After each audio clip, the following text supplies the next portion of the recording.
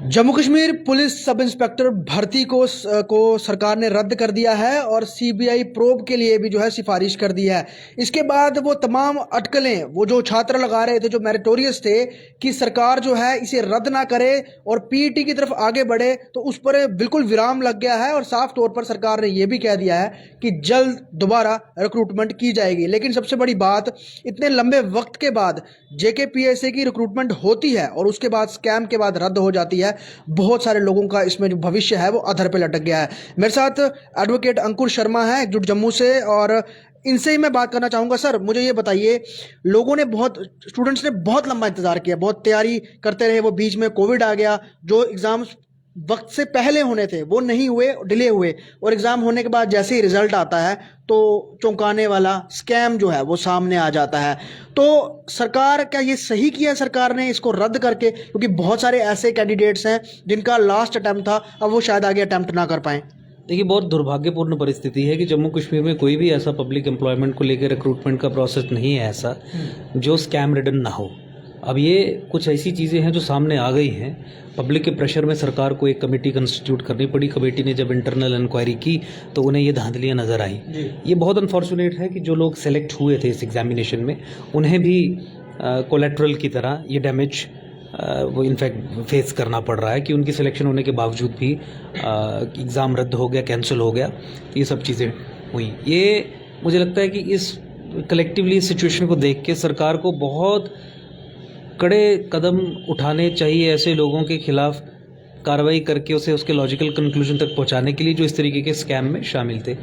एक पहलू और जो सरकार इसमें देख सकती है, ये देख सकती है कि क्योंकि सरकार के पास इंटरनल कमेटी की रिपोर्ट है, सरकार के पास ये भी रिपोर्ट होगी कि अंदाजन कितने लोग इसमें घुसपैठ के ज़रिए, चोरी के ज़रिए, पेपर लीक के ज़रिए घुसे होंगे।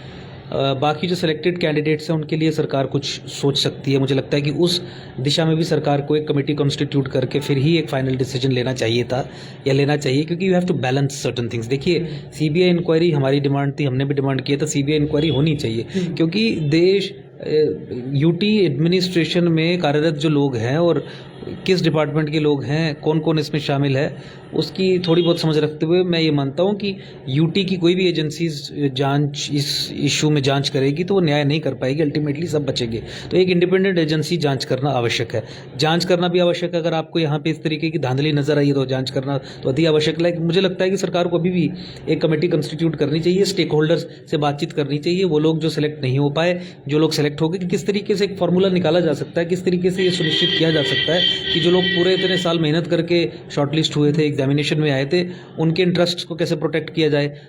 दूसरे स्टेक होल्डर्स ये भी कह सकते हैं कि अगर मान लीजिए 50-60 लोग भी गलत आ गए तो हमारे करियर प्रोस्पेक्ट्स इफेक्ट हो सकता है, उनकी जगह हम आ जाते, तो वो सिचुएशन को कैसे हैंडल किया जा सकता है। क्या पार्शियली कुछ लोगों को इसमें अलाउ किया जा सकता है और पार्शियली रिकंडक्ट किया जा सकता है एग्जामिनेशन, और उन सब लोगों को एज रिलैक्सेशन देके, सब लोगों को तमाम तरीके की रिलैक्सेशन जो किसी भी तरीके की बाधा उत्पन्न कर सकती है उनके नए रिक्रूटमेंट प्रोसेस में। क्योंकि मान लीजिए 100 के करीब लोग बेनिफिशियरीज थे, तो 100 लोग तो जाने ही चाहिए, उसमें कोई वो नहीं है। उसमें एफआईआर भी लगनी चाहिए, जिन लोगों ने ये धांधली की वो जेल भी जाने चाहिए, ताकि आगे से हमारे ये एग्जाम्स जो हैं ये स्कैम रिडन ना हो। मतलब एक कड़ी कार्रवाई इन लोगों के खिलाफ होनी। लेकिन मैं कह रहा हूँ दूसरी साइड से दोनों चीजें बैलेंस करनी है। जो लोग इस स्कैम के कारण बाहर हो गए, मेरिट लिस्ट में नहीं आए, उनको भी सरकार को सुनना चाहिए।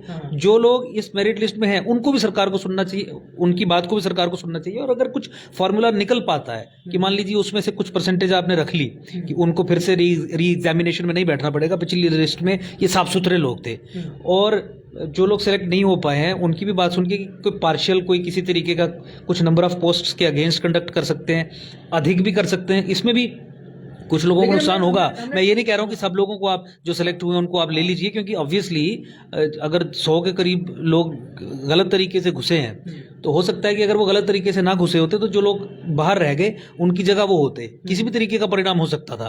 तो मैं वही उसी बैकग्राउंड में ये कह रहा हूँ कि सब स्टेक होल्डर्स को कॉन्फिडेंस पे लेके मुझे लगता है कि इस विषय पर निर्णय लेना चाहिए जो आगे फर्दर ये री एग्जामिनेशन करवा रहे हैं। लेकिन सीबीआई इंक्वायरी पे कोई कॉम्प्रोमाइज नहीं है, लोगों को अरेस्ट करके जेल भेजने में कोई कॉम्प्रोमाइज नहीं है। ये तो एसएसआर भी है, आपका पुलिस रिक्रूटमेंट बोर्ड, ये सारा है।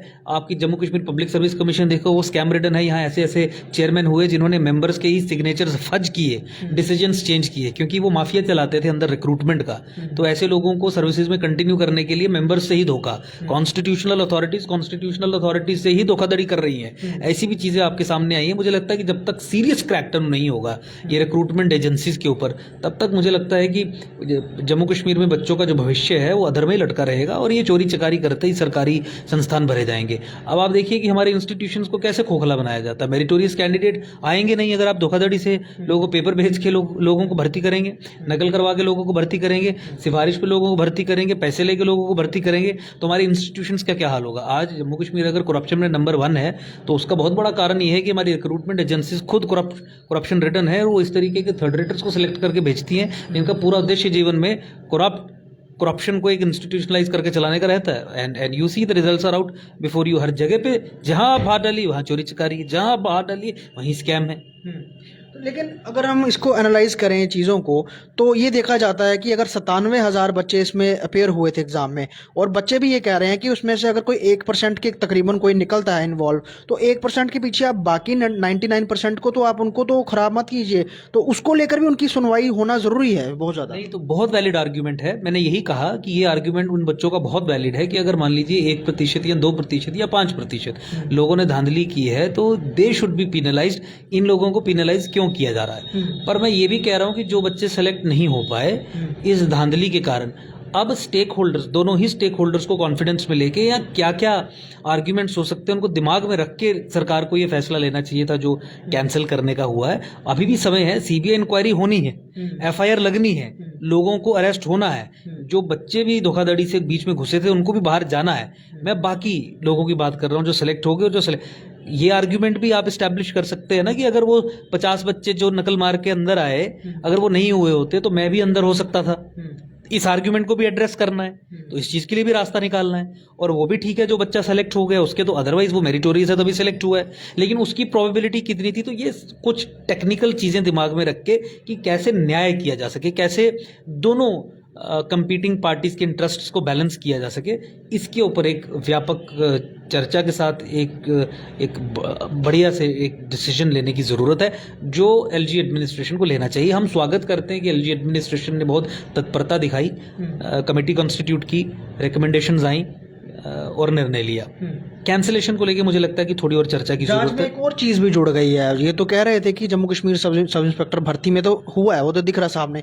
अब उसके साथ कंपैरिजन किया कि फाइनेंस अकाउंट असिस्टेंट के एग्जाम हुए थे, उसमें भी बहुत सारे बच्चे अपेयर हुए थे जो इस एग्जाम में अपेयर हुए थे। मैं आपको बता दूं, मैं बहुत रिलायबल सोर्सेज के बेसिस पे और बहुत क्रेडिबल इन्फॉर्मेशन के बेसिस पे, जो आपने अकाउंट असिस्टेंट्स की बात की, इसमें भी पेपर लीक की बात सामने आई है। प्राइमा फेशियाई जो इन्फॉर्मेशन मेरे सामने है, प्राइमा फेशियाई आई एम कन्विंस्ड कि उसमें धांधली हुई है।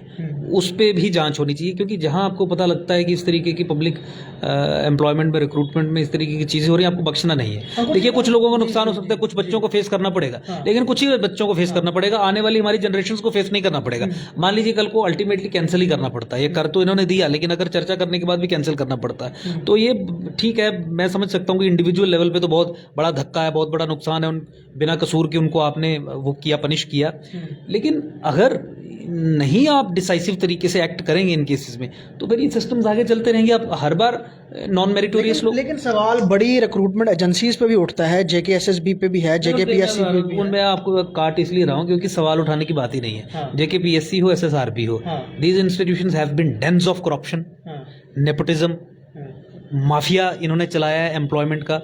मैंने आपको बताया कि किस तरीके से कॉन्स्टिट्यूशनल अथॉरिटीज, जिन पोजीशंस का संविधान में जिक्र है कि एक पब्लिक सर्विस कमीशन होगी, उसके चेयरमैन होंगे, उसके मेंबर होंगे, कॉन्स्टिट्यूशनल अथॉरिटी, ये अगर फोर्जरी कर सकते हैं डिसीजन मेकिंग में, एक दूसरे के नकली सिग्नेचर मार सकते हैं, किसी के सिग्नेचर हटा सकते हैं या कागज चेंज कर सकते हैं, इस मंशा से कि रिक्रूटमेंट स्कैम अनलीश करने के लिए हमें ये 4-5 लोग चाहिए नीचे हमारा काम करने के लिए, तो आप सोच ही सकते हैं कि इन इंस्टीट्यूशंस का क्या रहा है। पिछले 70 साल में इस रियासत में तबाही हुई है। ये इंस्टीट्यूशंस रॉटन इंस्टीट्यूशंस हैं, सड़े हुए इंस्टीट्यूशंस हैं। अब मुझे लगता है कि सोशल मीडिया आने के बाद इनकी जो कारकर्दगी है वो अच्छे तरीके से सामने आती है और एक बहुत मुझे लगता है कि एक वाटरशेड मोमेंट है जम्मू कश्मीर के इतिहास में, जहाँ पे इतना बड़ा फैसला एलजी एडमिनिस्ट्रेशन ने लिया केवल लोगों की डिमांड पे। लेकिन वो तो चलो सरकार ने अपना काम कर दिया, ट्रांसपेरेंसी की बात है, फिर जो रिक्रूटमेंट होगी इन एजेंसीज के थ्रू होगी तो लोगों का ट्रस्ट कैसे बनेगा? ये ट्रस्ट तभी बनेगा जब people sitting at the top will go to jail.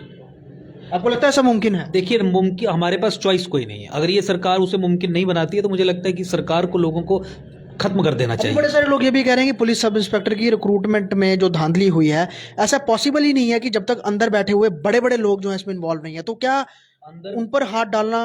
नहीं, देखिए, मैं कुछ प्रीएम्प्ट नहीं कर सकता। अगर सपोज एक पॉजिटिव डिसीजन हुआ है तो वो उसके लॉजिकल कंक्लूजन तक जाएगा नहीं जाएगा, मैं आज पोजीशन ले लूं नहीं जाएगा तो एक नेगेटिव अप्रोच होगी। एक पहला कदम उठा है और फिर हमारे पास कोर्ट्स हैं, वो पब्लिक स्पिरिटेड लोग या वो जो एस्पायरेंट्स जिन्होंने ये धांधली फेस की और उसके विक्टिम्स बने, उनमें से किसी को भी अगर लगता है कि इन्वेस्टिगेशन प्रॉपरली नहीं हो रही है, सीबीआई भी जांच प्रॉपरली नहीं कर रही है, या ऊपर जो मंत्री बैठा हुआ है उसके ऊपर कार्रवाई नहीं हो रही है, अगर कोई मंत्री शामिल है, या ऊपर कोई ब्यूरोक्रेट बैठा हुआ है उस पर कार्रवाई नहीं हो रही है, तो कोर्ट्स के दरवाजे खुले। हमारी डेमोक्रेसी की तो ये ब्यूटी है ना कि अगर सरकार कुछ ना भी करे तो आपके पास दूसरा ऑर्गन ऑफ द गवर्नमेंट है जहां पे जाके आप अकाउंटेबिलिटी सुनिश्चित। देखिए, ये एक ज्वाइंट लड़ाई है और मैं आपको ये सुनिश्चित करता हूं कि अगर इस स्कैम की इन्वेस्टिगेशन में किसी भी तरीके के कॉम्प्रोमाइजेस नजर सामने आए तो एकजुट जम्मू ना केवल मैदान में उतरेगी बल्कि हम कोर्ट्स का भी सहारा लेंगे ताकि इस इन्वेस्टिगेशन को फेयर तरीके से कंडक्ट करवा के उसके लॉजिकल कंक्लूजन तक ले जाया जाए। मैं यही कह रहा हूं कि तहसीलदार बच जाए, डिप्टी कमिश्नर, ये छोटे मुलाजिम बच जाएं, people sitting at the top 3-4 जो ऊपर से सारा ये इन लोगों को इस्तेमाल करते हैं, उनका जेल जाना इस तरीके के स्कैम से बहुत आवश्यक है, तभी रुकेगा। ये साफ तौर पे बहुत बड़ी बात है, क्योंकि इस तरह का स्कैम नीचे के एम्प्लॉयज करें ऐसा हो नहीं सकता, क्योंकि बहुत बड़े इसमें इन्वॉल्वमेंट का आगे खुलासा होगा जब सीबीआई इसकी जांच करेगी। लेकिन सबसे बड़ी बात, क्या उन लोगों को पनिश किया जाएगा? क्योंकि बहुत बार ऐसी बार देखा गया है कि इस तरह के स्कैम्स जब पकड़े जाते हैं तो बहुत सारे लोग बच कर निकल जाते हैं, लेकिन इस बड़े धांधली में उन लोगों को क्या, जिनका भविष्य अधर पे अटका हुआ है, या फिर वो लोग जिनकी वजह से बाकी बच्चों का जो है वो पूरा एग्जाम जो है वो खराब हुआ और आगे वो अपीयर हो पाएंगे या ना हो पाएंगे, या उनका मौका चला जाएगा, इस पर तो सरकार तय करेगी। लेकिन जो मेन कल्प्रिट्स हैं उनको किस तरह से पकड़ा जाता है और कितने वक्त में पकड़ा जाता है, ये देखना फिलहाल लाजमी है। वीडियो जर्नलिस्ट पवन शर्मा के साथ ख्वाहिश पटेल, जेके न्यूज़ वायर, जम्मू।